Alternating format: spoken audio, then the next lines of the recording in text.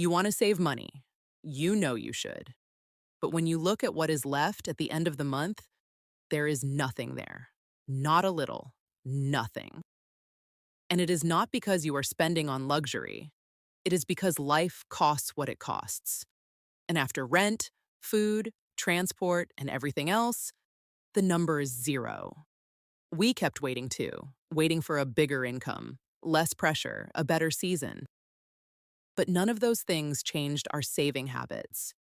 Because the real problem was not the amount, it was the system. And once we understood that, everything changed. Saving sounds simple until real life starts happening. Something always seems to take priority. So you tell yourself, I will save when things calm down. But then next month comes and it happens again. And after a while, you stop believing saving is even possible for you.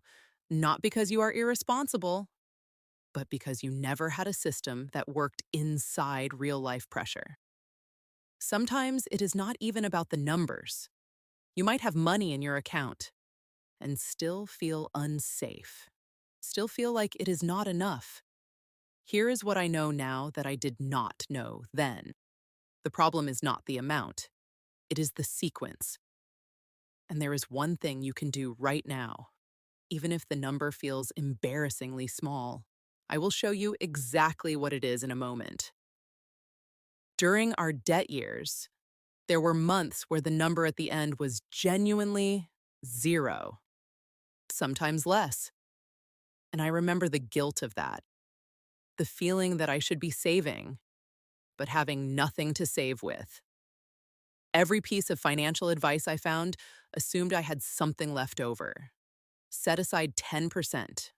Pay yourself first, automate your savings, but 10% of nothing is nothing. And automating zero changes nothing. Then one day I realized something uncomfortable. We were treating saving like leftover money. If something remained at the end, we would save it.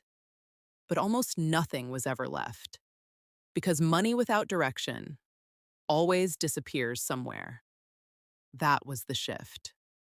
Saving could not stay accidental. It had to become intentional first. Most people think saving is about discipline, but it is actually about sequence. Here is what most people do. Spend first, save later.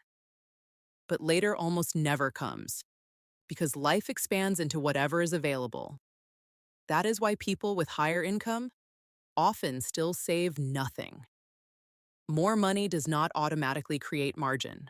Without a system, income rises, and spending quietly rises with it. The goal is not save what is left. The goal is decide first, and that one change in sequence changes everything. The shift that changed everything for us was this. We stopped trying to save large amounts and started building the identity of someone who saves consistently, even tiny amounts, because consistency changes behavior, and behavior changes outcomes. So instead of waiting to save something impressive, we focused on making saving automatic, before spending, not after. A pound saved consistently changes your future more than 100 pounds saved emotionally once. You are building a pattern, a proof to yourself that you are someone who saves, and that identity shift is worth more than any amount. So here is exactly what to do. 3 steps. Start today. Step 1, find your real number, not what you think you should save, what you can actually move right now without causing a crisis. For some people, that is 50 pounds. For some, it is 10. For some, it is 2. It does not matter. Write the number down. That is your starting number. Step 2, move it first. The moment your income arrives, before any bill, before any expense, before anything else, move that number. Not at the end of the month, first. And this is where most people quit. They say the amount is too small to matter. But the amount is not what matters yet. The habit is. A habit built on 2 pounds can grow into something real. Step 3, remove the friction. Move it to a completely separate account, not the one you spend from, a different one, named something that means something to you. Future, peace, freedom, whatever resonates. Set it to transfer automatically if possible, and make access deliberately inconvenient. Because the easier spending is, the harder saving becomes. Build the system around your real behavior, not your ideal behavior. When we started doing this, the amounts were small enough to feel pointless, but something happened that we did not expect. We stopped feeling completely exposed. There was space, breathing room. For the first time, we stopped feeling like one unexpected thing away from disaster. Not because the balance was large, but because we were proving something to ourselves every week that we were people who saved, even when it was hard, even when it was small. And that proof started to change everything else.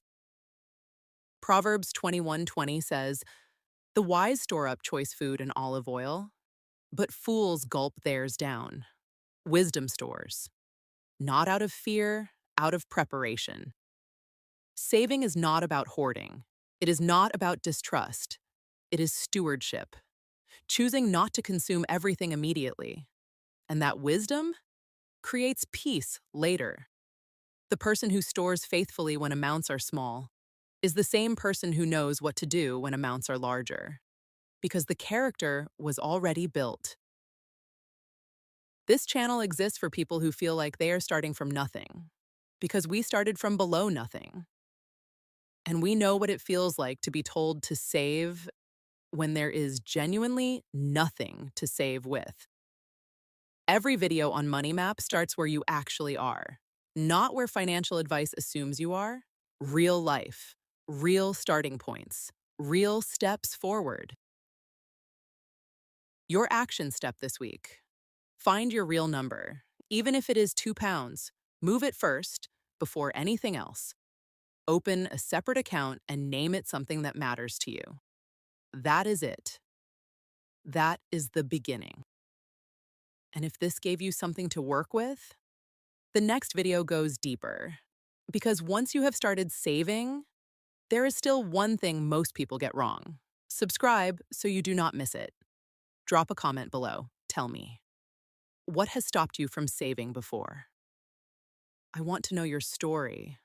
Until next time, be faithful, be intentional, and remember, the plans of the diligent lead to profit.